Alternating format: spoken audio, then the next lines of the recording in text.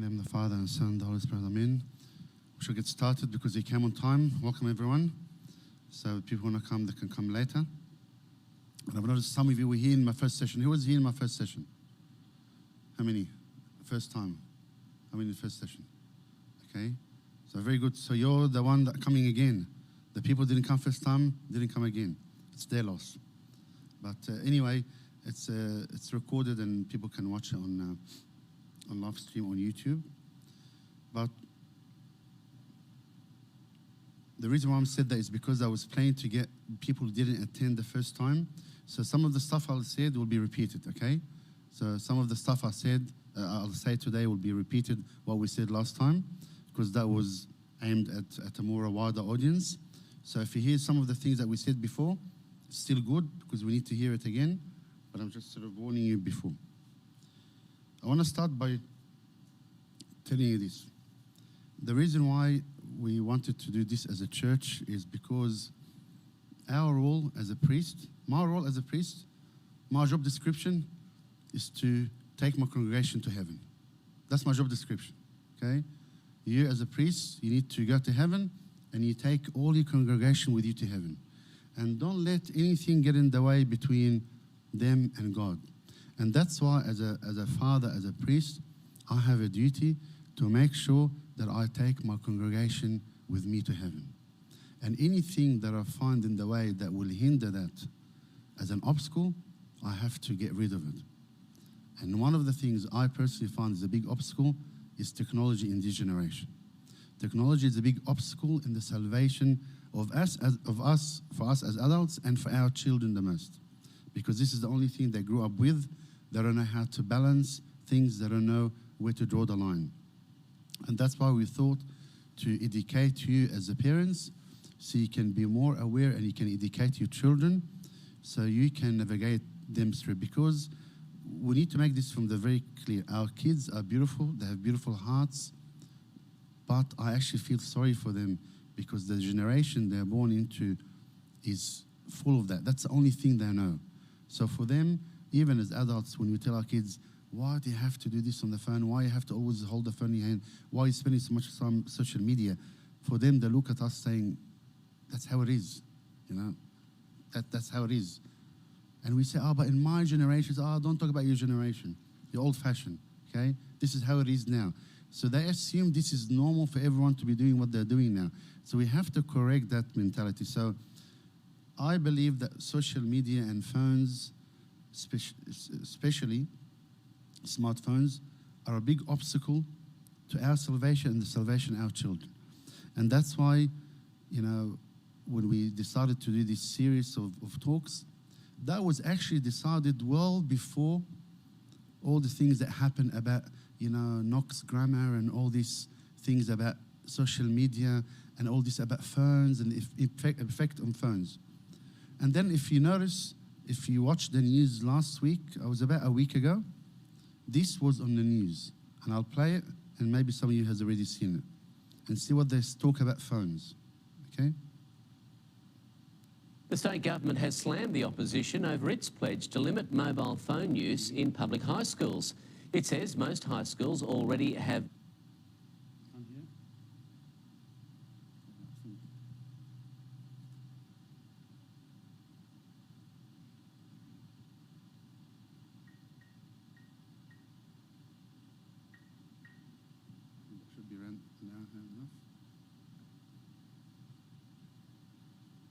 The state government has slammed the opposition over its pledge to limit mobile phone use in public high schools.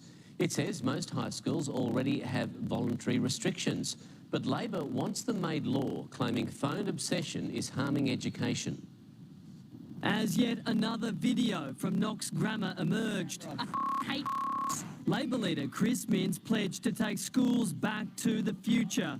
Bell to bell, no phones, except for emergencies. Away from social media devices, away from mobile devices, actually talking and speaking with one another as we used to do. With plenty of support from parents. I'd rather they don't have a phone at school. It causes sleeplessness, anxiety, questions of self-worth. But the Education Minister says most schools already have restrictions in place, with a plea for the educators at home. Parents have a big role to play in terms of the eye that they keep on their kids in terms of what they're doing online. The Minister says there are digital literacy resources available to teachers as well, but digital wellbeing expert Carla Wilshire says not enough. If you look at countries in Europe like Finland, they have a comprehensive program around digital literacy. The Labor policy would only extend its powers to public schools and so wouldn't apply to private institutions, including Knox Grammar. But the Labor leader believes the legislation should encourage those principals to introduce their own set of rules. I think that private schools would take note of the measures and the effort that the New South Wales state government would make in relation to high schools. Tom Saker, 7 News. Chris Minns here, New South Wales Labor leader. I am joined with the group. So actually that went on for a long time, and they had a conference and everyone talked about in detail the impact of phones on the kids' education. What do you think about that? They're just talking about from the educational point of view, okay? But if you heard the comments, some of them said other things, the impact of phones. Did you pick that up? What did they say? Can you remember? Sleep, the effect on sleep, yep, the effect on sleep. Excellent, what else? Self-worth, which is a big one. They're just words they just said, but they're actually big topics. They're huge topics on their own. So they said, this, the sleeping pattern of the children, the students, the self-worth. What else? Anxiety. It's just 3 words. They said it in 1 second, but they're huge topics, okay? All this because of they have access to one of these smartphones. And the problem with that is the government even, or the opposition, at least at this stage, they recognize that this is a big issue. I think it's a bit late. Okay, it's been an issue for a long time, but they recognize that this is a big issue now, and they want to take a step to ban phones from schools. Why? Because they have to wait until a disaster happens, like in Knox Grammar, and we have to be reactive. But we don't want to be reactive, we want to be proactive. Why wait until a disaster happens, and then I'll take my phone from my kids? Why? Let's be educated first, let's do that so we don't be reactive, but being proactive and understand the implications. As I said, I went through this last time, so the people that were here, I apologize because you're going to hear it again. But I want to share with you, I want to actually, if you're not disturbed, if you think I'm making a big deal, I want to scare you. I want to disturb you so you can take action, basically. Because I said, if we don't see how big this problem is, we'll never take action. So we need to see how big this problem is. So I've got some statistics for you here, which we went through last time, okay? So more than 9 out of 10 parents think digital devices negatively distract their own lives, and 83 think their children are also negatively distracted by digital gadgets, okay? See how it says here that the parents themselves think that their own life is distracted by digital devices, okay? We need to admit that as adults. If we don't admit that ourselves, we'll never be able to convince our children, because children look up to us. If we deny saying, I'm an adult, I can do whatever I want, no way our children will be able to get the message, okay? So we need to admit that this affects us, and I'll talk about this later. But see how it's negatively distracted. And we know, if you go and think carefully, you will see that a lot of conflict in the home happens around negotiating the use of this. You're spending too much on the phone. You're spending too much on the internet. What are you doing all the time? Your studies, you're not spending enough time on your studies. All these things happen, and all this conflict happen because as parents, we try to negotiate the use of this mobile, this digital technology with our children. Talks about education, about sleep. 3 out of 5 children aged 5 to 12 who struggle in school regularly sleep with the digital gadgets. They actually take them to bed with them. They sleep with them. They wake up in the morning and you find the mobile phone next to them. What were they doing all night? We have no idea. We're sleeping and we think everything is fine. But the kids are having their mobile phone with them all night long. What they do with them, we'll find out, okay? 2 out of 3 Australian teachers observed more children arriving at school tired and often not ready to learn. And this is very common. And I noticed it as a priest as well. You see on Sunday morning some of the deacons or some of the kids praying liturgy, and they hardly can keep their eyes open. Why is that? It's because they sleep very late. Why? Because they're so busy on their gadgets. They're very busy doing stuff that has no value, if not has negative value to their lives. Even grandparents can see the problem. 4 and 5 grandparents wish their children played sport rather than video games. I'm sure in our generation, we used to play a lot of outside. People used to ride bikes. People used to play with balls on the street. People used to do sports, hobbies. Nowadays, how many of our children actually spend a lot of their time? It should be all of their free time doing physical activities like that, physical stuff, physical sports, not playing sports and games. It's not the same when you go out and kick a ball in the park, different from when you're playing a soccer game online. That's different. That's not the same, okay? So that's completely different. So even grandparents recognize that, okay? This is one of the, for me personally, this is very scary. More than 4 and 5 children, that means more than 80%, okay? So imagine this. So for every 5 children, more than 4. So say in 10 children, will be about 9 or more than 8. Own at least 3 digital devices at home. Can you just imagine what that means? So most of our children own at least 3 devices. So could be what? Name me 3 digital devices. Phone, iPad, phone, laptop, smart TV. They wouldn't own a TV. They own it. That's theirs. So that's my iPhone. That's my iPad. That's my Chromebooks, Xbox, smartwatch. Okay. So imagine most of our kids have at least owns 3. They say this is mine. Okay. And he says that the ownership starts at as young as 4 years old. 4 years old. Saying this is mine. You think this is exaggerating? Let's find out. Remember the video I showed you last week? Remember the video I showed you last week? It was very disturbing from 60 Minutes. Remember that one? Okay, because maybe some people think it's been exaggerated and the kids, they're fine, they're just playing games. No, it actually has turned into an addiction, okay? This use of digital devices it's not now a means of entertainment, or they're just wasting their time, or they're just just another activity. No, it's becoming so serious. It's becoming an actual addiction, like any other addiction. And this is not my words. This is from 60 Minutes, and I showed you that if you were here last week. I know you'll see it again, but this was very shocking to see that. Let's see what they're saying. It's a familiar sight in households around the world. Children being entertained and placated by technology. But this is also familiar. Monumental meltdowns when the devices are taken away. They're reactions that are in fact symptoms of one of the major medical challenges of our time.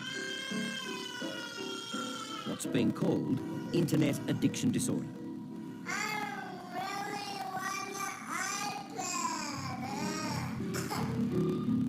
And it has mental health experts worried about children and their parents' actions. They give their children a device at maybe 3 or 4, and all of a sudden that's all they want. And they don't want to play with other toys. They don't want to have any interest in other activities. They just want to be in front of their screens. Okay, so add some more time? Yeah. Yep, so add an hour. I'm going to put the password. Brisbane mum, Bianca Pevriol, knows exactly what the experts are saying. Over the years, she's used the Xbox, smartphones and tablets to give her a few moments of much-needed peace from 2 bright, active boys. Sometimes you have an important phone call, or you've got a parent-teacher interview or whatever that you just can't be interrupted in, and it's so easy. It's peace in a pocket. But recently, Bianca started noticing a dramatic change in 9-year-old Owen and 7-year-old Adam's behaviour as they became hooked on their handheld screens and the popular game Minecraft. They would be playing every single day and they would be late for school and they wouldn't do homework, and they would become sort of aggressive and throw tantrums and that sort of thing if they'd played for ages and ages. What were the kids like if you tried to turn off the Xbox or take away the tablet? Yeah, well, that's tantrum city then. The bad moods and the tantrums are almost like withdrawal symptoms. Correct. Do you agree with that? I agree, totally, yeah. It is. There is something about it that changes their brain. And Bianca's right, there is something happening in young addicted brains. In early studies, Chinese researchers compared brain scans of average adolescent internet users to internet-addicted adolescents. In red, you can see the affected areas of the addict's brain, areas responsible for decision-making, emotions, and self-control. Screen addiction distorts the same brain function as alcohol, drugs, and gambling. And it's exactly what was happening inside Tam Neal's brain. How scary is that? Okay, the people that were here last time may not be scary now, but it should still be scary because it shows that it's a new addiction now, similar to alcohol, drugs, gambling. So how would you feel if your child is addicted to drugs? Is that something you can take easy? Of course not. This is the same thing. And this, as they said in 60 Minutes, they said this is the new thing that's affecting the generation. And you saw the little kids, what were they saying when they were crying? Did you hear? I want my iPad. This is withdrawal symptoms. You know, drug addict, when you take the drugs from them, that's what they do. They go crazy. And even that mother, she said her kids, she noticed aggression. Her kids becoming aggressive. And they play all the time. What happened as a consequence? What did she say? Who's listening? What did she say? Should have showed that video a bit later because some people came, so maybe I'll show it at the end as well. Okay? So what did they say when they're playing this? What happened to them? They showed aggression. What happened? What else? They went late to school, remember? They used to go late to school. Exactly. They neglect homework, neglect school. Why? Because this stuff is not as interesting anymore. I'd rather play games than do this. But you know what? If you think this is only for young kids, I knew personally, and that was even many years ago, like not recent, many years ago, that he was actually a uni student. And he used to play a game all night. He misses uni, misses exams, doesn't study. He failed exams. He got kicked out of uni. Can you believe it? He was maybe 19 or 20. He got kicked out of uni because of his addiction to games. People would think, but they're playing games. You know what happens in these games? Does anyone know? How does it work? You know why he's staying up late playing games? Guess why? Guess why? They're not playing games by themselves. They play games with who? With other people from overseas. There's a group all over the world, and they play games. And he had to wait for the right time zone to play the games with other people he doesn't even know. And these people, different time zones, and that was the best time to fit with everyone else. Who cares about his studies? Who cares about his uni? Who cares about his commitments? This comes first. Can you see the addiction? It's an addiction. If it comes first, then it's addiction and has no value. And not just that, when they play games, what do? Excellent. We don't think about that. They're actually chatting. It's like a chat group at the same time. So they're talking to each other. Who they're talking to? Your kids talking to who? Strangers. Do you know who they're talking to? You may not hear them, but they're typing, okay? They're talking in writing. Who they're talking to? Do you know these people? Would you let your kids talk to strangers from overseas? Do you know who these people are? That's how people come and attack children online. And all the crimes happen online with children. They disguise themselves as friends, as, you know, I'm a 13-year-old boy from America, and that's a full adult trying to what? Do wrong things with kids online. That's how they get them, okay? And we're very naive. We think the kids are playing a game. It's a nice game, just a fighting game or a car game, whatever it is. It's not just about the game. Even some games are really bad themselves, but even if the game is good, what's happening behind the scene is not good.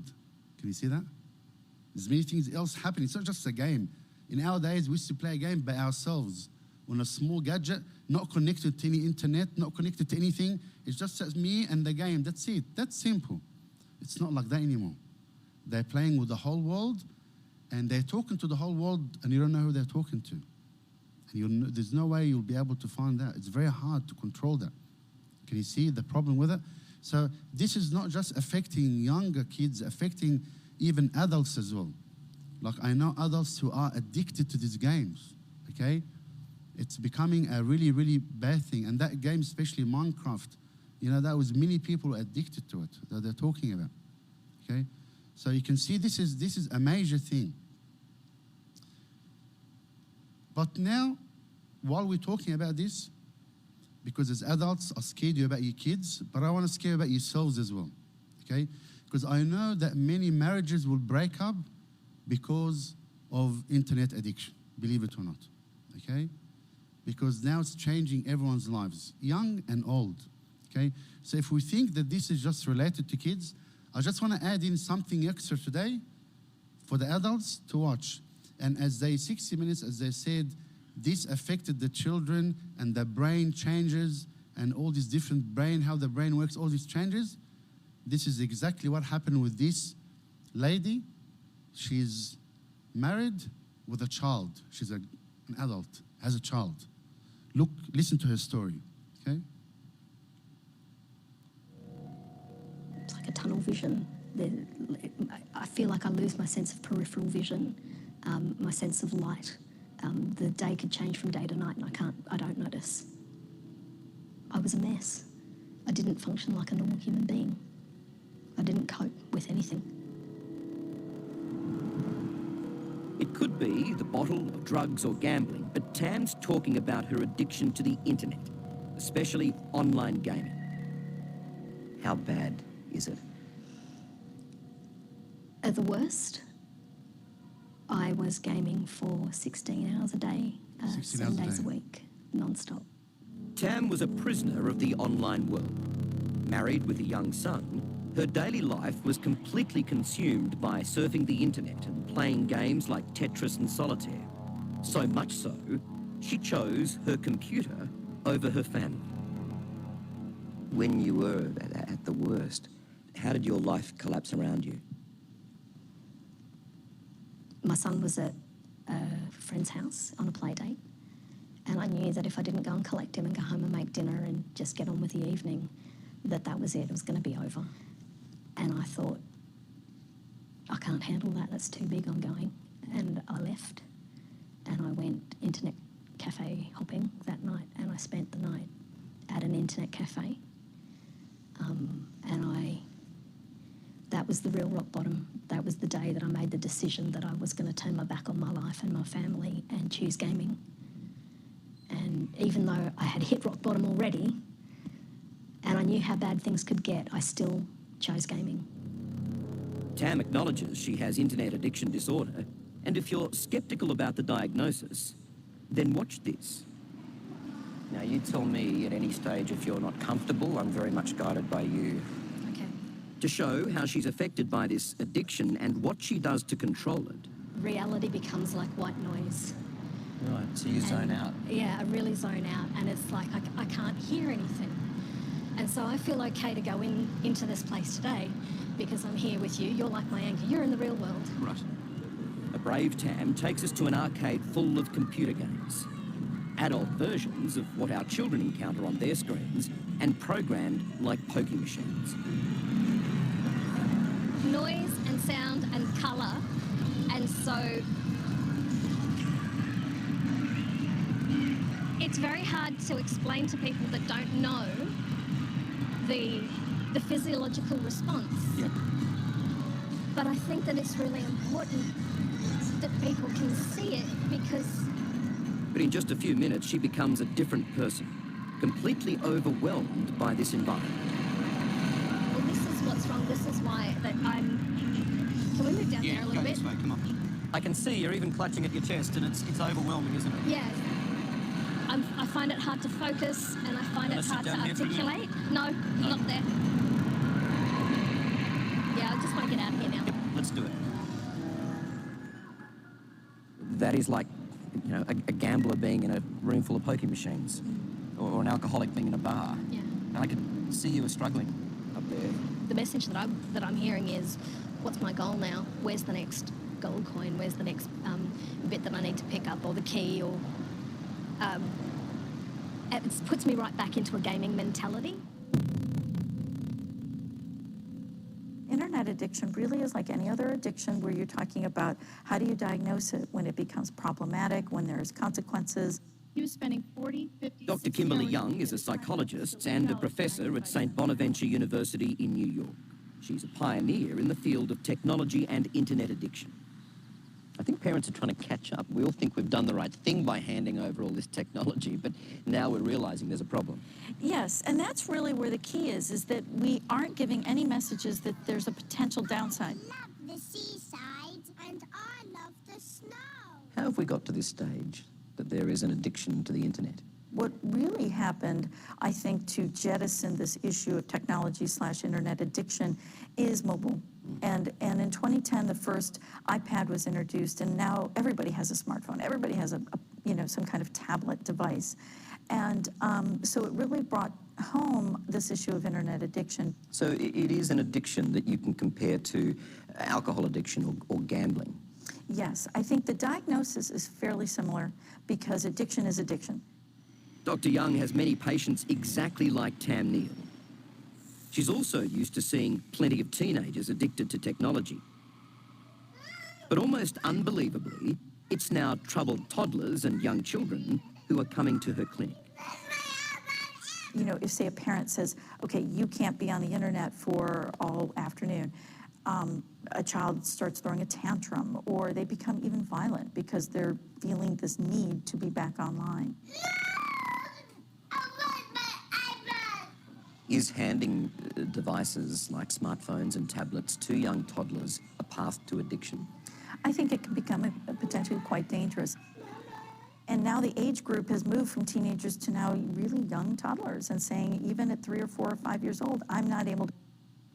3 or 4, 5 years old. So we can see that clearly. The first part, we talked about the effect on adults. You can see that woman, that was really shocking when I saw that. And why I said that, because it's very important to realize that no one is above this, okay? It's addiction that can affect everyone. So we as adults need to think about ourselves and be honest with ourselves and see how much we spend on social media. I know you may say, I'm not doing anything wrong, I'm just checking this, I'm checking the news, I'm doing posts. But when we say this, then we're not being good role models. Because remember what we showed you last week when we talked about this point as well? I showed you this one. Remember this one? That whatever we do, our kids copy, okay? And even parents themselves recognize that their own habits will influence those of the children. And that's why when we need to tackle this issue, we need to tackle on our level as parents and on the kids' level as well, because we have to do it together. I cannot tell my kids, you're not allowed to do this, and I'm doing it. I can't tell them, I'm doing it for a good reason. They don't understand that. I need to lead by example. And this is very important because as we saw that example of the lady getting addicted, and now the psychologist is saying it's becoming now the younger age, okay?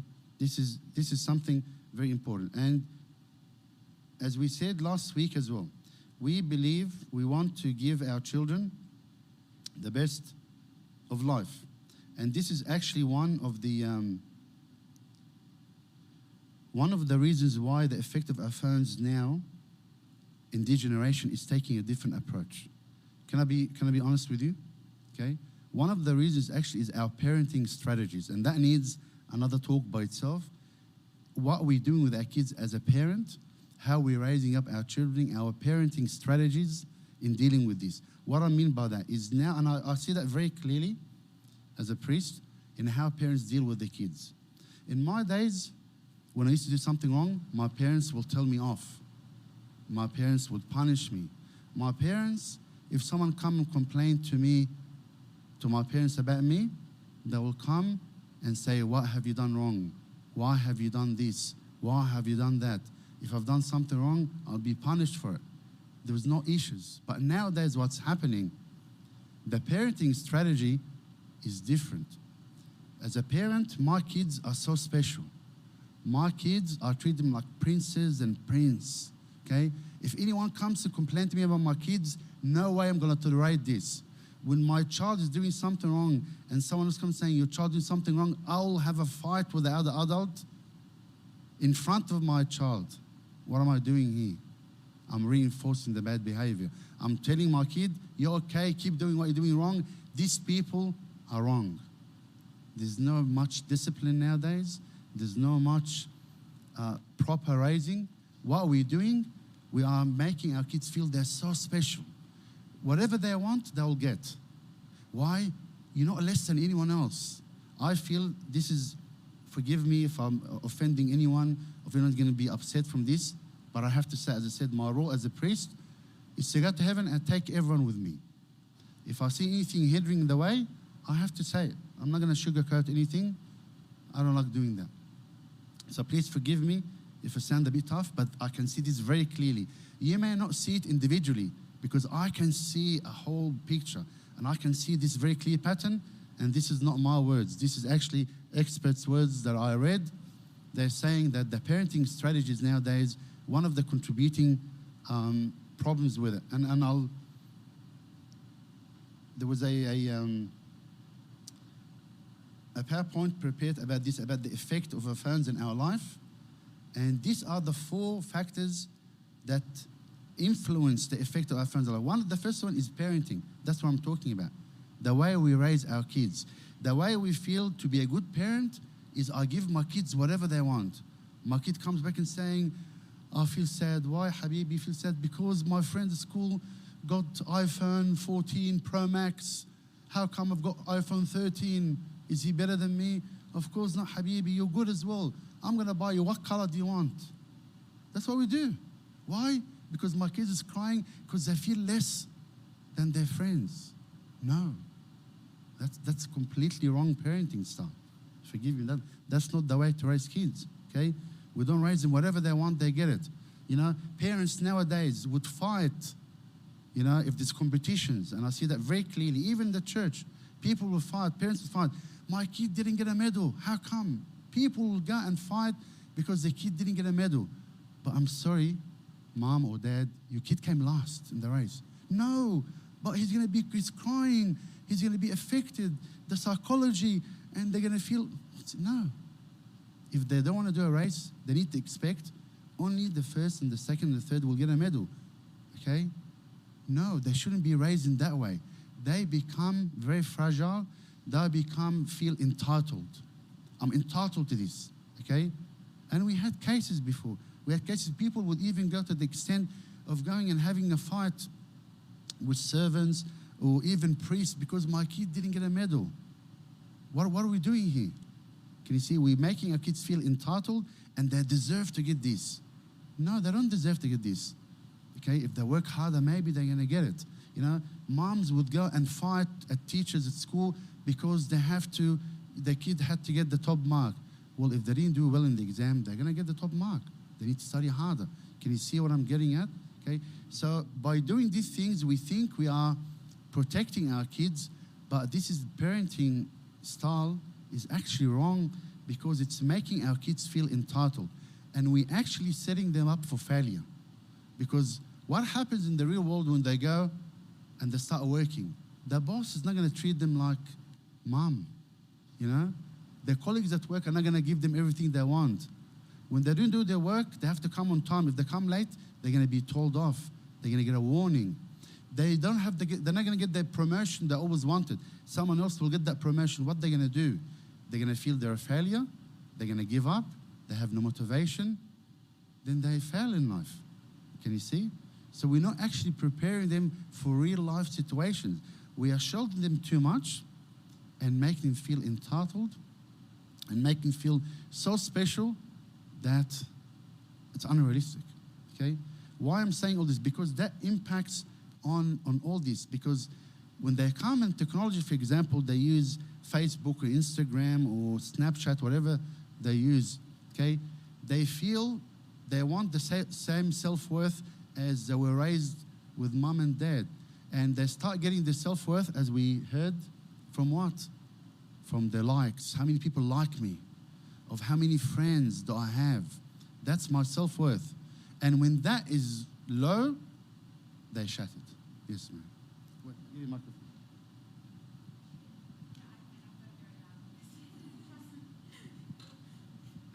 Just because people watching. Okay. So what's your take, and I've had different views on this, and in terms of allowing social media, so basically a full abstinence. So personally, my view is, and it could be a means of sheltering, but I feel it's sheltering because these children are not adults. They need to be guided, and I can't sit and watch their use of social media 24/7.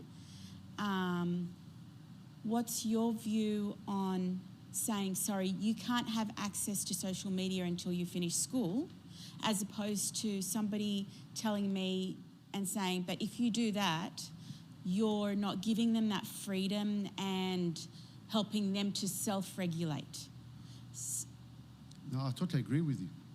Okay. We shouldn't allow our kids, when I'm talking about sheltering, making them feel special, I'm talking about the other way, not protecting them. Yeah, your opinion, because I'm kind of in a conflicting situation where personally I'm very old school, I guess, in that aspect. I feel that zero social media is better than having social media. But then when I've been to other discussions about this issue, which is a huge issue, they've said, oh, but you're not giving the children their ownership to learn how to self-regulate so that when they become adults, they have that skill. Do you feel that they can develop that skill after they become adults, or do they need to develop it during their teenage years?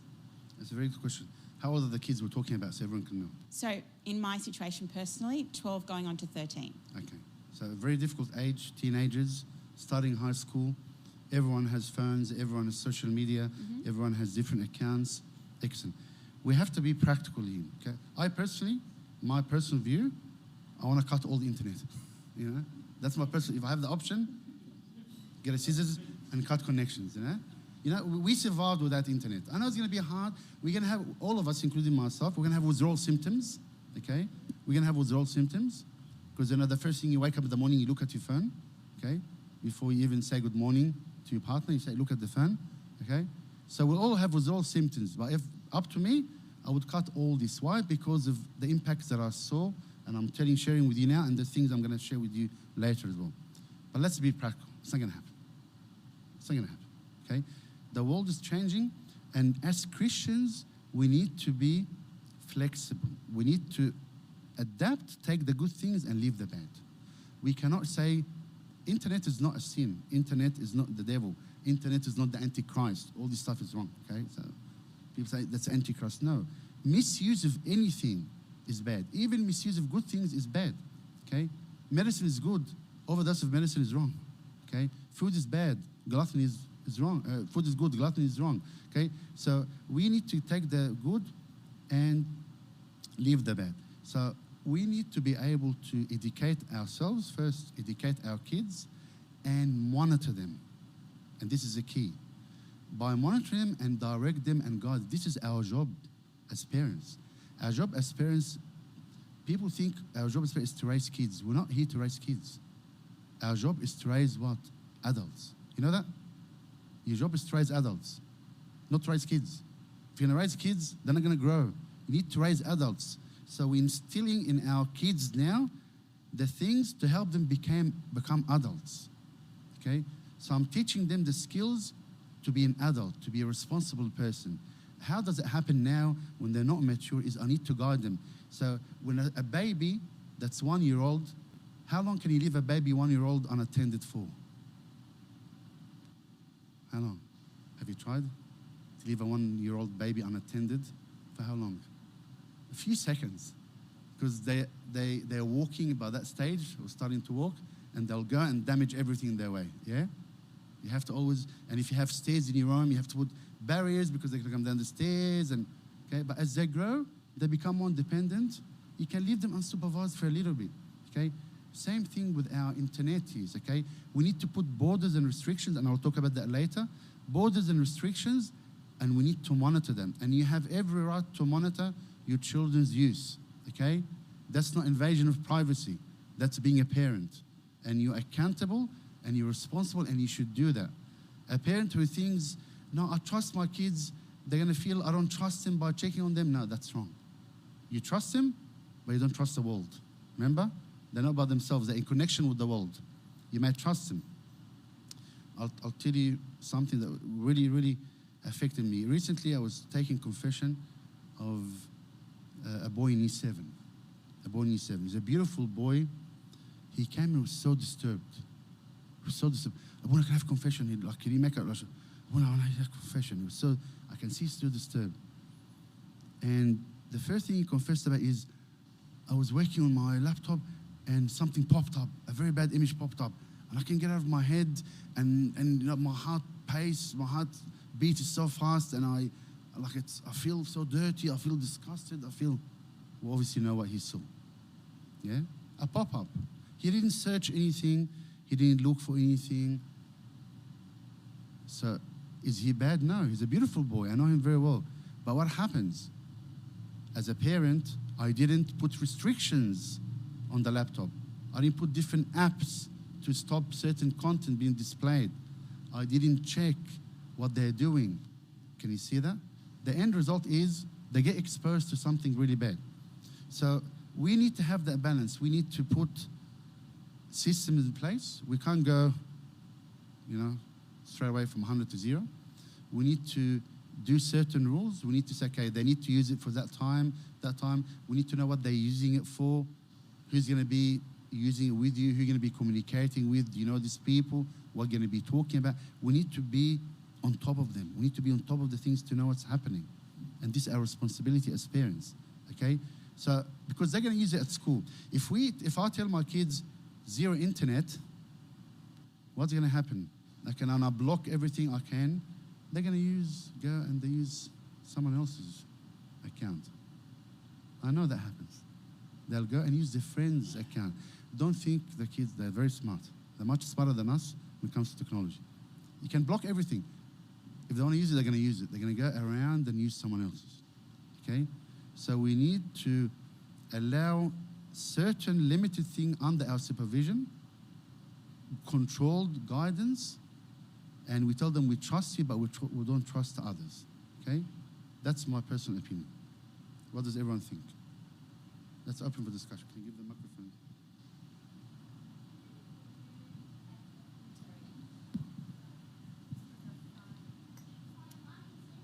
I've noticed that even if we do the filtering, sometimes the children can be able to, you still get some inappropriate contents have been viewed. I've tried to do this on the kids' iPad, and shockingly, I've just seen some contents have been still. It depends what app's using. We need to have, maybe we need to have another session, talk about the detailed apps and what you can install and the different things, and I might get someone to talk about this. But I can tell you something that's look, the main thing that worries me out of this is they get exposed to bad images, get pornography, okay? Bad images into the internet. You'll be shocked what's out there, okay? And it can be happen by mistake, as in the example of the E7 boy I'm telling you about. It can happen by mistake, can pop up everywhere, anywhere without them realizing. So we need to do it properly, get someone who's an expert in the area to make sure we install the right things, okay? Okay.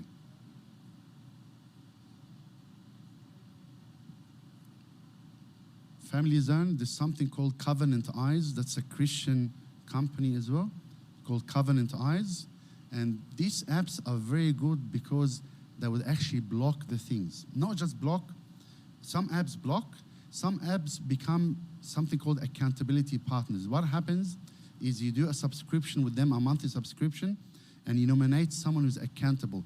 So if any of your children, for example, ends up being on a bad website, you'll be notified straight away.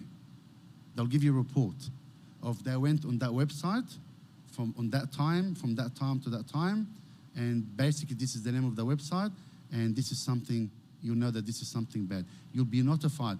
And that person, your child, would know that you're going to be notified, and that will help them to become accountable. Again, that's another topic. We talk about all the different apps you can use, but I recommend, and this is one thing I want to tell parents, is sometimes when I talk to people and I recommend these apps to them, the first problem they encounter has to be done by prescription. They need a credit card, they need a monthly thing, okay? So they're not gonna go tell my parents, I need to subscribe to this, you know? Then they'll think they're doing something wrong. But it's very important, and I encourage people to tell them to go subscribe to this one and tell your parents that you need help with these things, okay? So they can help you out. Because some of this stuff, you need to pay some money for it, a monthly subscription, but it makes a big difference. It helped a lot of people. So I want you, as parents, we need to be open-minded. As I said earlier, our kids are not bad. They're actually victims of this generation that we're in, victims of technology. So when they get exposed to something bad like this, and by the way, it happens from the youngest exposure, can happen from as young as 5 years old. 5 years old. Because accidents, all happens in accident. They're searching something, and then something pops up. That disturbs them, initiates curiosity in their minds, and they start to look for other things. That's how it works, okay? And becomes an addiction. So we need to help our children. We need to have open-minded, that they're not bad, but if someone comes here and saying, I need help, we need to help them, not to judge them, okay? Not to judge them, because the statistics are very high with boys and girls, okay? It's in the 90-something%. I can give you some statistics. I don't want to scare you, but maybe I need to do this so you don't think, you know, if my child comes to me and tells me this, then my child is bad. No, your child is not bad, okay? Your child is not bad. This is basically what they're exposed to, and you need to understand this and help them to get over it. Sorry, not this one, which one? So 90% of male teens, 15, 17 years old, will view pornography this month. 34% of them will become addicts, okay? 90% of males.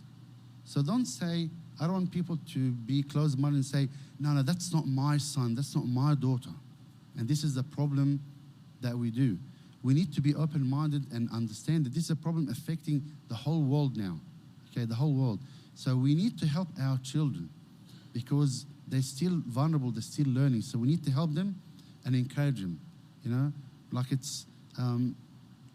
it doesn't hurt for me to approach my child and say, you know, I understand you're going through a hard time, there's many things affecting you, you know? If by any chance you've watched something bad, you know, we can work together through this. You know, I can help you with this. You know, I was a teenager before. I know how it works. If they feel that we're with them on the same page, that's part of the process for them to overcome any bad sins they have, okay? And this is my concern as a priest is I don't want, because this is one of the silent pandemics, okay? And over the last few years, I've been giving a lot of talks on pornography to the youth in different places. When they invite me to give a talk, I used to talk about this topic. Why?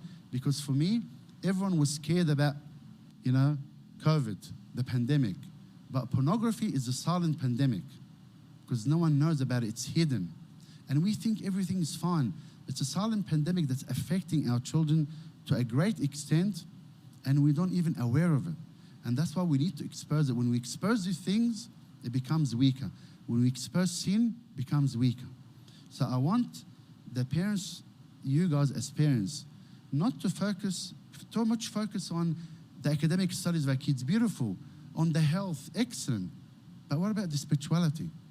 What about the spirituality? Because these things are a big burden to the spiritual life, okay? When they get exposed to these bad things, it completely shatters their mind. It completely drags them down spiritually. So we as parents need to protect our kids as we protect their academic studies. We'll do anything for my child to get the top marks. I think I was loud enough. Yeah, I don't need another microphone. We do anything to get my child the top marks, and we give them tutoring, and we do this. what about the spiritual life? Okay? And this is the most important thing. So we have to be sure that my child is, we give them all the help they need. Okay? So we need to be open-minded with our children, because as I said, the statistics are so high, and we don't have to wait until a disaster happens. Because what happens with these social media images and all the stuff, it affects the brain, as we just watched now. It's another type of addiction. It affects the brain structure. It changes everything. And I want to give later on a whole topic just on pornography and its impact, because there's scientific stuff on it. There's a huge topic. So I don't want to mix the two together, but that's my concern. One of the addiction to social media is what happens when it comes to all this bad stuff they see and the effect on spirituality. Yes. Changes to the brain. Yes. Is that with device users in general? Like, obviously our children are being, all their studies now is on laptops, etc., and that's the way to go. So is it more the social media and that sort of content that's affecting the brain, or is it just devices in general? No, devices in general, but in that example that these people were saying, they're exposed to all these digital devices. Okay. So addiction to gaming, addiction to social media use. Mm-hmm. For example, there was, I just want to try and get it here somewhere. I read it somewhere. I can't remember where. But it basically goes to the saying how it affects our brain. When we go on social media, for example, and we get that message. Have you noticed when you get the sound of a message on your phone, what happens to you? We get beep, beep on the phone. What do you want to do? You want to run and check the message, yeah? You want to run and check the message. You get that feeling, I want to check the message, okay? And that's why you find that people always checking, because they feel that this is something that I need to find out. There's that urge to find out. When people go post something on Facebook, what do? They go back and check it. Why? They want to see likes. How many likes did I get? How many likes did I get? Did people comment on my posting? And this person commented, this person didn't comment. Why? Yeah? Why? What's wrong with them? They didn't like my post, or they don't like me? What's the issue? What happens? And look, that person said this, and that person replied that, and we start making all this. What happened? And we keep, as adults, keep going through, scrolling through, and then we realize, oh, what's the time now? And Abuna tells you, do you pray? No, I don't have time, Abuna. I'm too busy with everything, with the kids and all that. I'm too busy. No, we're busy with the internet. So I'm talking to adults now. We're busy with the internet. Because what happens, we go like this, keep scrolling. We're trying to find satisfaction. We don't realize it, but psychologically, we find satisfaction in it, okay? We try to find satisfaction in it. So psychologically, it has a big impact. And again, that will come out in other talks. But what I want to focus on is overall, and specifically in terms of pornography, that's a huge issue in itself. I want to dedicate a whole hour on it to do it properly. But overall, as parents, we need to know what's happening with our children. It's not right to give them an iPad as a birthday present saying, oh, see how much we love you? No, because that could be harmful for them. It's not right as a parent to feel, as a good parent, I need to give my kids the latest technology because of other people have it. And this is comparison. This is something big, because remember we said last week why parents provide child with phone? To connect child when they're at school, because they felt left out, to keep in contact with their friends, to do the schoolwork. Okay? See why the reason why parents give the kids the phone? To do the schoolwork, 4%. Okay? Scared about their safety, we said last time. You don't need a smartphone. You can give them a dumb phone, you can give them a watch where they can contact you. And if your kid's little and you drive them to school and pick them up, what do they need a phone for? They don't need. People in primary, what do they need phone for? Think about it. They need a phone To do what? It's because their friends have phone. It's because they can chat with their friends. Well, they see them at school. They can see them at church. Why do they have to keep chatting to their friends outside this time? Is that nearly necessary? Because it doesn't just stop there, okay?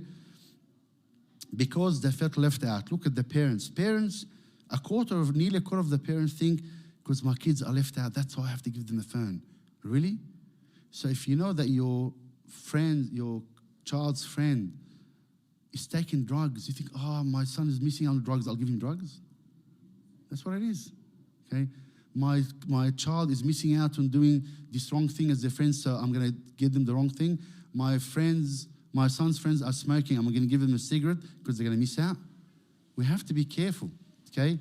The impact of whatever we do with our children. Because this may be our reasons, but look what actually happens, what children actually use their devices for. Google searches, social media, emails, okay? So we may think we're doing them something good, but the actual use is not good, okay? It doesn't say here, they're doing much schoolwork.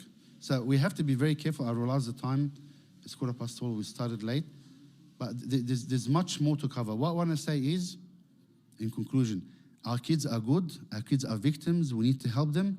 We need to start with ourselves as adults. We need to help our kids by being good parents, not to expose them to many of the things. We need, as a parent, to basically monitor what they're doing. You're entitled to ask kids questions. What are you doing? Okay? Why are they closing their door and sitting in the bedroom by themselves with the laptop and closing the door? Why? Why do they need to do that? Why? Tell me. We don't want their privacy. We trust them. Really? Let's be honest with ourselves. Why does a child need to be in their bedroom by themselves with a closed door and a laptop? Why? Sorry if I'm being upfront. Why do they need to do that? When I started going back to exposure to the bad images, so how do we know that our kids by incident get exposed to bad images? Is there any symptoms we can see on the kids, or do you think they will come back to us and say we saw something really bad, or they're gonna get scared, or how do we know that it already happened? Yeah, well, I don't want to sound very pessimistic, but I'm really passionate about this topic because I know for a fact that this has ruined many people's lives, okay? And that's why I was giving all these talks about it. But we cannot turn a blind eye, and as I said, the statistics are in the 90s.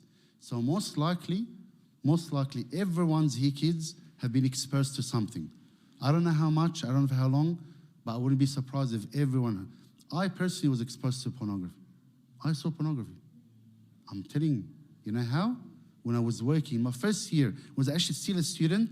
In my final year, I was doing a prac in a firm, in an office. It was a small office.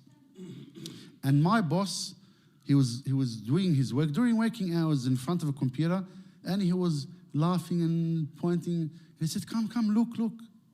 I thought he was talking about work. We're doing work, working hours. And I came and looked. He was watching pornography.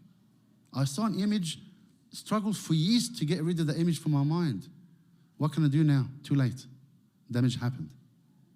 Can you see? Damage happened, too late. This is what happens with our kids. They're not bad, but they will be exposed to bad things, and we need to help them. So there's many symptoms. Not all of them is related to this, but for me, maybe because I can see it a lot, I deal with it, I can see it. But what happens, you'll find them not focused because the images, and that depends how much they watch and for how long and all that, but it impacts their concentration. You find the kids are a bit like lost. They're not focused. They're like in another world. Like similar when a drug addict, for example, people on drugs, someone on drugs feel like they're a bit out of it, okay? But this one is in a different way. That means what happens is they become desensitized. So they're not interested anymore in many things. Nothing really excites them. Nothing really makes them happy. They don't want to do this, they don't want to do that. You even find them, let's go out together. No, I want to stay home by myself. No, don't allow that. That's very dangerous, okay? Why do you want to stay home by yourself? They become antisocial. I'm just telling you some of the headlines. It may not apply to everyone, but I'm telling you some of the things, and you can assess for yourself. They become antisocial.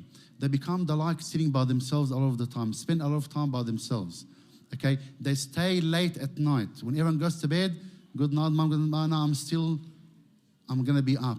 Why? When someone is young, why do they need to stay there for long? No, you shouldn't sleep before your kids. I'm sorry, parents. You shouldn't go to bed and leave your kids on their computers. That's very dangerous. That's very dangerous. You trust them, even if they're the best kids. I trust them, but I don't trust the other side. I don't trust the world, okay? So you find them distracted. You find them not focused on their work. Their concentration span is becoming less. Their schoolwork may be affected. You find them not happy, generally not happy. They're not as bubbly as they used to be before. You feel like they're worried, distressed, anxious. You find them, as I said, they're losing interest in even the things they used to have a hobby or a sport they used to do. They're losing interest in that stuff. They're not interested anymore. I can't be bothered. I can't be bothered doing this. I can't be bothered doing that. Yeah, I don't have an interest anymore. I don't care anymore. That attitude, okay? They're very, very, what's the word? Not motivated to do anything, okay? Everything becomes boring. You find them that they can't do an activity for long, especially, for example, at church. They come and they can't pray for long. They can't stand up for long. Why all this happening? Because these images they see, it overstimulates their mind. It creates overstimulation in their mind. Everything else becomes boring. Similar to gaming and normal social media, everything becomes boring. Everything else becomes, nothing stimulates them. You know, certain things stimulate them. And that's why you find that they want more and more and more. It's exactly like drugs, as the experts said. Exactly like drugs. You want more and more to keep the level of stimulation happening, and therefore anything else that used to be good before, it's not interesting anymore. It's not interesting anymore. And this is just some of the symptoms you can notice, okay? Hopefully I didn't scare you that much, okay? Because some of the things that I said could be for other reasons as well. So not all of them because of this. Could be similar symptoms for other reasons. But I don't want us to be ignorant. We need to be wise and do our role as parents, okay? Because as I said, everyone will be exposed to it. I said I was exposed to it, and you can't do anything about it, okay? And that's why I know how it feels, and people, when they do that, and it's not their fault, what can they do? And the statistics say they get exposed from as young as 5. From young as 5. And companies, and this was actually one of the papers that I read, companies actually target young kids. You know, they know what games they play. They'll put certain ads in certain games to attract certain age categories. It's done, it's very strategic, okay? These companies out there need to make profit out of this stuff. So they target our kids because they know they have access to all these gadgets, okay? So I'll tell you some quick things to do before we finish, but that needs another topic, is in terms of the basic thing you can do, very thing, if, you know, in terms of iPad, for example, something like this, is if you go to your settings, and you'll see in settings something called what? Screen time, okay? Screen time, see it tells you a graph, that's my graph, my daily average, and what day I use it. See, Wednesday was my biggest day, okay? And that's 45% up from last week. And then we'll break it down into different things. So what you can use technology to control technology, okay? So you can go for screen time, and you can control and restrict certain use. So for example, here, if you look here, it will tell you what downtime, okay? So this is, you can't use it. You can limit certain apps. You can limit, you say, for example, there's a 1 hour limit on the use of Facebook, for example. After that cuts off. You can set certain limits. So play around with the screen time, and this will make a big difference. And I'll show you at the end, someone used it as well in the video that we saw. So screen time is very important. You can use that to limit the screen, and you can put passcodes to restrict the limits. So you give your children certain time limits. Yes. I discovered my kid is addicted, and I just some parents tell me that my son or daughter is addicted. How can I stop that? Is I stop suddenly and just prevent the screen time, or what? Just gradually, or what can I do? Now this needs a whole session. If you feel they're addicted, what's the definition of addiction? They need. I recommend you to send them to the confession father first, because the fathers are used to hearing this and they can guide them. Okay, because this is firstly and foremost a spiritual point. Okay, and our children are born in the church. They have the Holy Spirit inside them, so they will know that this is wrong and they want help. Okay, they want help. They don't like it. They don't like themselves like that. They hate themselves. And that's why that will lead. And that's why I'm passionate about it, because it's going to affect them on all aspects of their life. The spirituality, number one, is going to affect their self-worth. It's going to affect their academic life. It's going to affect their social life. It's even going to affect them when they get married. There's a lot of marital problems happens because of addiction to internet. Okay? So the first point of reference, I recommend you to tell them, go tell Abuna. Abuna hears about this all the time. Abuna will never judge you. Abuna loves you. Don't worry. If you're embarrassed, write it for him and give it to him.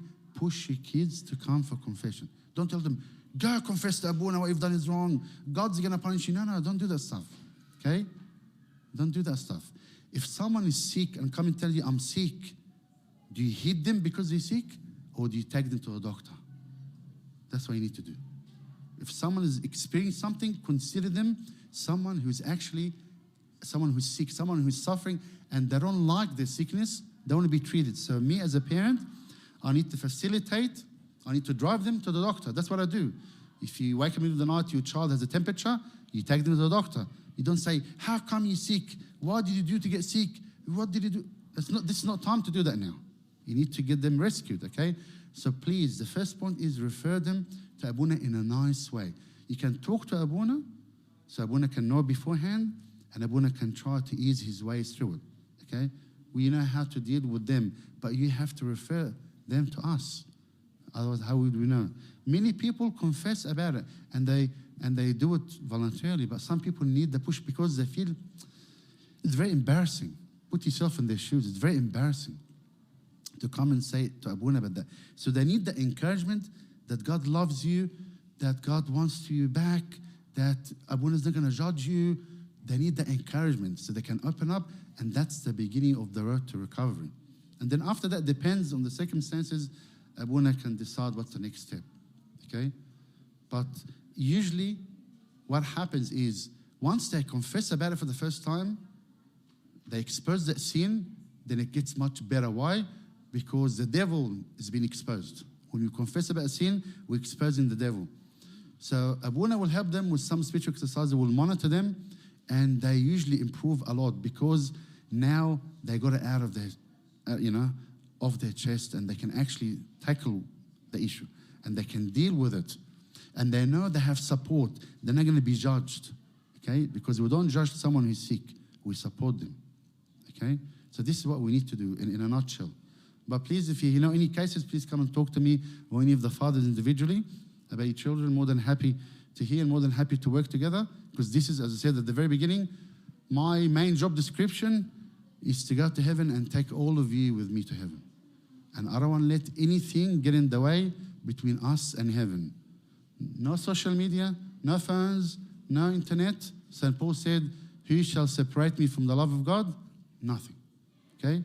So nowadays, every generation has a challenge. This is our challenge. With the grace of God, we can overcome it together. But I have one wish from all of you and the parents who are listening. This will only work if it's done collectively. What do I mean by that? If I tell my kids, no, I'm not going to give you the latest phone, I'm going to give you a dumb phone, and then they go, and other parents will go give the kids the latest phone, it's not going to work. then I look like a bad parent. I'm the mean parent. You're bad, you don't love me. How come this parent, my friend's parent, they give them the latest phone? But can you see what happens if all of us take the same approach? Can you see what's going to happen? If all of us say no, if all of us monitor our kids, if all of us say, why do you need the latest phone? If all of us have strict rules in our homes and monitor our kids' use and install these apps and all this stuff to control our use. And this is our house rules. And if every house has the same rules, what's going to happen? It's going to become the normal, and we're going to save our kids. Can you see that? And that's why I wanted to have a meeting with all the parents so we can all be on the same page, we all do the same thing. Because if one parent does one thing and the other parents don't follow, it's useless. Then that parent will feel odd, and they'll be attacked, and he will be a mean parent. Okay? But personally, even if my kids call me mean, or I'm bad, or I don't love them, I don't care. Because I love them. That's why I'm doing this. They don't realize it now, they realize it later. But it will be much, much easier if all of us do something collectively and say no. And that's why there's that group, I think it's called Alliance, or a group of parents got together and they said no to mobile phones. Enough is enough. That's what the people that I showed you at the beginning for the news, okay? Because they all got together and they have one mission. So we need to do that. As Christians, we know the impact of it. And I can talk for hours and hours on it, and we need another session for the specific apps, and I get people who know exactly, people from IT, what they're talking about, help us specifically what to do, specific instructions. And I'm planning to get as well a psychologist to talk to you about the impact of that psychologically on the children. And we need to talk about pornography specifically as a separate topic, because that's a whole big topic on its own, okay? Because we need to be aware of it. I know people like not to talk about these topics, but we need to talk about them.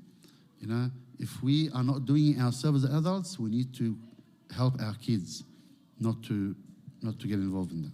Okay, so I'll end up with showing you something from that video which we started, and we started. Remember with this mother. Sorry, remember we started with this mom. Remember this mom and her problems with the boys. Okay, we want to see at the end what happened with her. What did she do? Okay, so. Just a few seconds. And it's less compulsive. Back in Brisbane, Bianca Pevriol has already taken on the technology and won. Right. So that's why that is fun. She's now in complete control of home computers and gaming devices with a parent-controlled app that restricts the sort of games young Adam and Owen can play, and for how long. So how does it work? You can't play this game unless Mum pops in the code, the security code. Is that a good thing or a bad thing? Bad thing. Now, if you didn't have the timer on there, how long would you play on the game? I don't know, until my eyes hurt. Yeah. And a table of chores. That day to watch TV, 50 points. Means Owen and Adam have now detoxed from their devices. Is there a difference in the boys' behaviour before and after you started controlling the time? Yep, big difference. You had to use technology to fight the technology. I know, it's ironic, yeah. I see the irony, but it's true. It's like there's an app for everything now. So see, that's the screen time we talked about. So what did she do? She put limits on her children. And did you see the comment from the boy when he was talking to him, when he's playing the game? Because you see what the boy was doing? He wasn't giving him eye contact. He wasn't even giving the man eye contact. He was so happy he can play the game. And he told him, if there's no time limit, when will you stop? What did he say? Until my eyes hurt. So there's no time, okay? So she's using technology. And then what did she notice, the impact? What did she notice after she put these limits? What did she say? When he told her, did you notice difference? What did she say? What did she notice? You're not listening? What did she say? We're going to finish with this. She said Chanel is big improvement. And see the kids now, they're playing outside, playing with scooters, with skateboards. Now they're doing what boys should normally be doing, what kids should be doing, playing outside rather than in front of a screen, okay? And she noticed the difference in their aggression and their behavior. And that confirms that definitely this has a huge impact on people.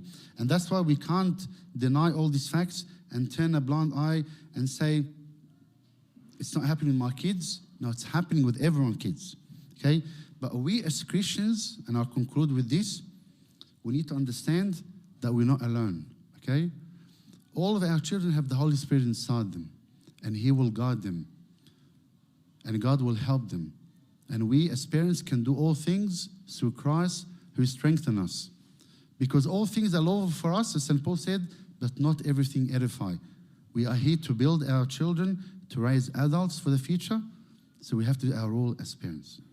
Thank you so much, and glory be to God forever. Thank you for your time. God willing, we'll organize another session to talk about different topics, or maybe get other people to talk about. We're still where? Sorry? No one told us today that we're come.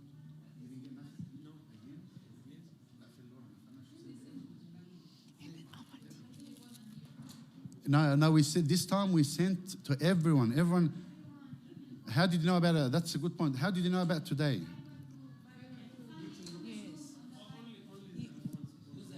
No, we sent it to everyone. No, all Sunday school should have received it. Who's the admin of the group? Laura should send it to everyone. Where's Laura? Okay. Don't check messages. Which group?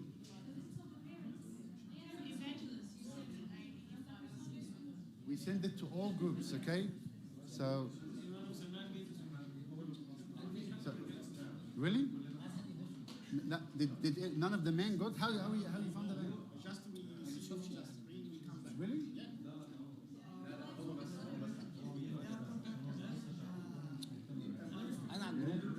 So you got involved. So some people got it, some people didn't get it. I don't know what to do, guys. We send clear instructions.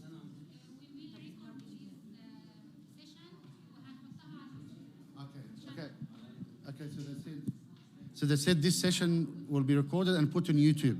So if you know people who wanted to attend this and didn't get a chance or didn't know about it, you'll see it on YouTube. I know the first one as well was on YouTube. The first one was put on YouTube, and this session, God willing, you'll put it on YouTube. So it will be done by YouTube. So people, you know, you can spread the word, tell them, please, I don't know what more. We need to send the whole church-wide message, but you know it's not directed for everyone. Okay, so that's why we send it to all Sunday school groups, and assuming everyone knew about it. But I'll check. I'll check with the servants. But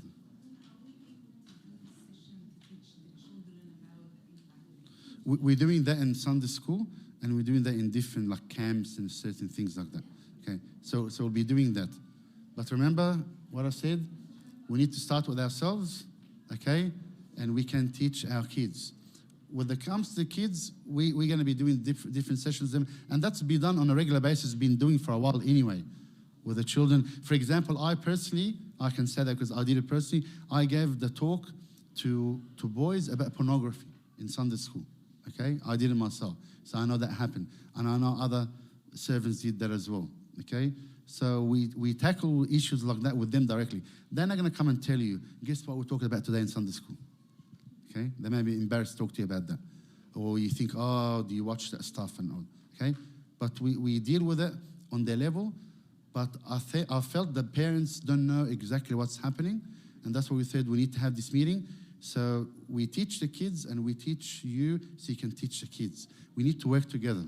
Okay? We need to work together, the church with the home, for the benefit of our children.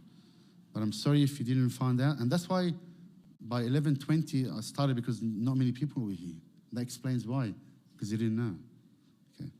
But and there was a video that we saw at the beginning as well. Everything will be downloaded anyway on YouTube. So we can use the technology now for our benefit. Watch on YouTube, okay? See? We get the best out of technology, but we limited it there. Any questions before we wrap up? Sorry, went over time. But because people came late, that's fine. Yes.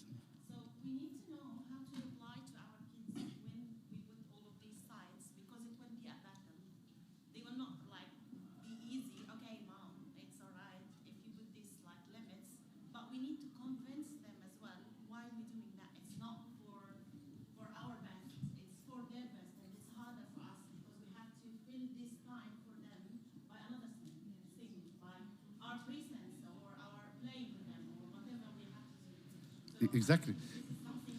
That's a very important point, is I can't take something from a child and tell them that's it. I need to replace it with something beneficial, okay? So as I said earlier, you find that our children in other generation used to be preoccupied with sports, playing with each other, even talking to each other face to face, okay? Now when someone says to a friend, let's meet, when are we gonna meet? Face to face, he said, yeah, when can I Skype you? That's face to face to them, okay? Skype now becomes face to face. No, it's still technology, it's not face to face. They may see each other, but that's not face to face, okay? So what we need to do, we need to replace the things for our children. And by the way, when we tell them we're gonna have limits, this is done in consultation with them. So I don't want you to go and block everything and the kids come to do it. What's happened, mom? The computer's not working. No, they need to know before. You need to have that talk with them before. You need to say, this is what we learned today. This is what we heard. And you can tell them, we saw this and we saw that. And they see on the news. They know what's happening in the news. Why this happened? This is for your benefit. I know you may not agree with it, but me as a parent, I need to do what's right for you, okay? Your kids will be angry, will be not happy and say, no, not fair. You're a horrible parent. You're not the best parent. I don't love you, all that stuff. These parents are better. What do you do when you tell your kids to study and they tell you, no, I don't want to study? You say, okay, Habibi, no problem. You don't have to study. What do you do if you study? I know what happens when you come to study. حتذاكر غصب عنك. I don't care what you feel. You're going to study. You have to study. Like, that's not negotiable. How come other things are negotiable? Yeah? Can you see what I mean? That means it's not a priority for us. If it's a priority, we're going to enforce it. And you need to enforce it. As a parent, you have the right to enforce it. You are in control. You set the rules. You as a parent in control. You have to be in control. God has made you a parent to be in control, and we're going to be accountable to God as parents if we don't do the proper responsibility as a parent. Even if you get a resistance, that's okay. Even if you feel, no, that's all right. Later on, they will know that's for their benefit. So we need to have the discussion with them, explain to them. If they're not convinced, we still have to do it anyway. But try to convince them first and explain to them. Doesn't matter what the outcome. But then, good point, we have to replace it.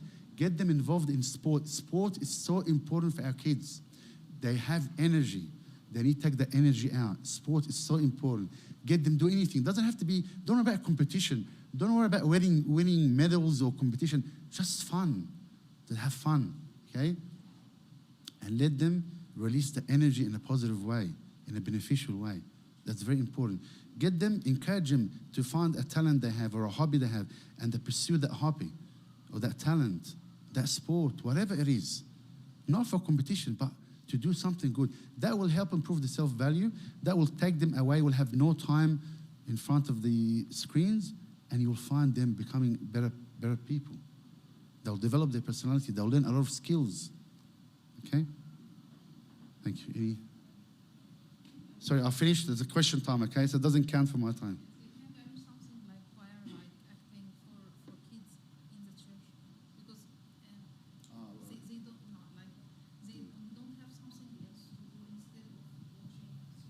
There's many things to do.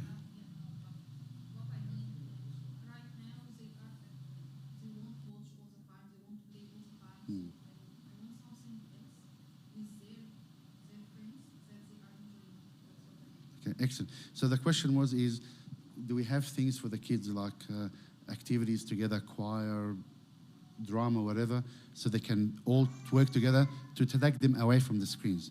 The church, I'm talking about for the church will have different things to cater for them. We have a choir for the kids. We have, not choir like in terms, not the kids, but in terms of like when they go and do preparation for the events, Christmas and Easter and all that stuff. They have things like that. we get the youth busy with different activities. For Sunday school, we need to encourage maybe something more specific for Sunday school, some specific Sunday school activities. But I don't want you to wait for this to happen. Do it on an individual level. Go to your local, sports club and get them, join them to do sport in your local area, so they can deal with people and be members in the society and know how to deal with people and be part of a sporting team, for example. They can do something social, okay? So is that hands up or? I thought your hand up. So what I'm saying is get them involved in other things, okay? In the church, for example, we can come and if you want the kids to do a particular service, we can find something service for them. In Sunday school, they've done it before. They used to come and get the kids, come and clean the church. We used to have a cleaning day for the church. We do like a cleaning day for the church, okay? Things like that. We can do things like that, We can even, Sunday school, they used to come down and collect the rubbish after Sunday school. So things like that is important, but still they'll have time. They'll still have plenty of time, okay? And that's why we have to limit and get them busy in other things, okay? So encourage them to have friends where they can go meet and play together, physical activities, not everything on the screen, okay? It will take time, and there will be resistance because they're not used to this, but we have to do our role, okay?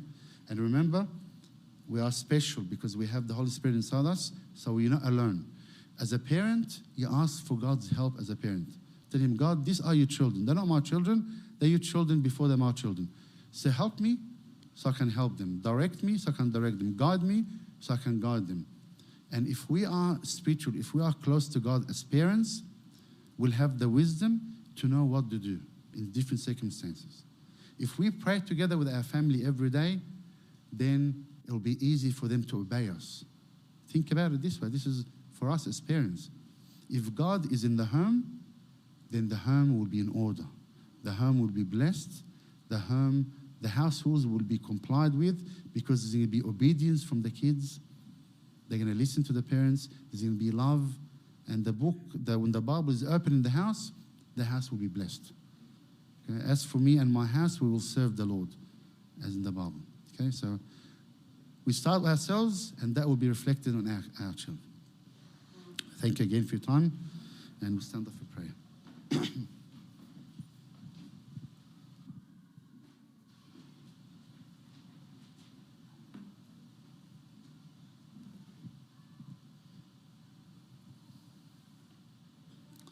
In the name of the Father, and the Son, and the Holy Spirit, one God, amen.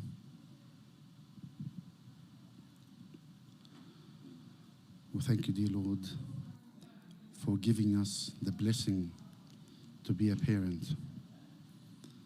It's a blessing, Lord, for you to make us, Lord, a parent so we can raise saints for you.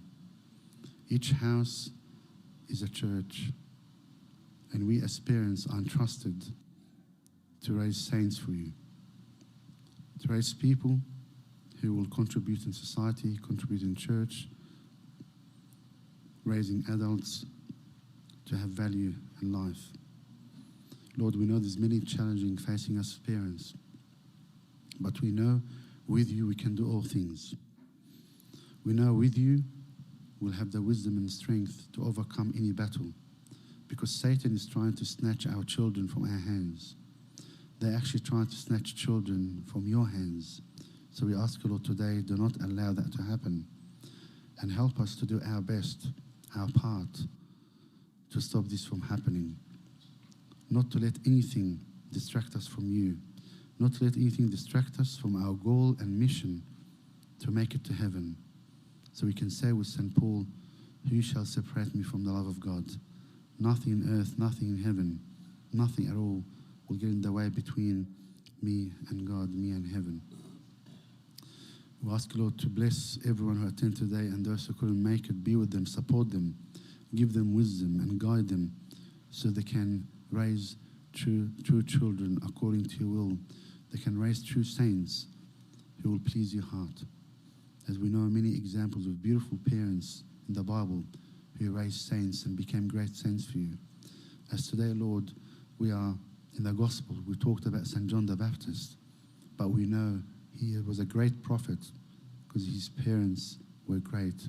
His parents were blameless before God and before men. Help us, Lord, to be blameless like them. Help us, Lord, to raise the children according to your will, according to the way you want us to raise them. We ask this through the prayers and intercessions of St. Mary and St. Mina and all the saints of today. Hear us, Lord, we pray. Thankfully, our Father who art in heaven, hallowed be done. That will be done on earth as in heaven. Give us our daily bread. Give us our trespasses, as we give those who are trespassing against us. And lead us not into temptation, but deliver us from evil. So Jesus Christ our Lord, for thine is the kingdom, the power, glory forever. In the name of the Father, and the Son, and the Holy Spirit. Amen. And now of God the Father, grace is only begotten Son, our Lord God and Savior Jesus Christ, the gift, including the Holy Spirit with you. Go in peace, may the peace will be with you. Thanks so much for attending, and we'll see you next time. So please keep an eye out on all messages from Sunday School and Parents Group so we can invite you to the next meeting. Thank you.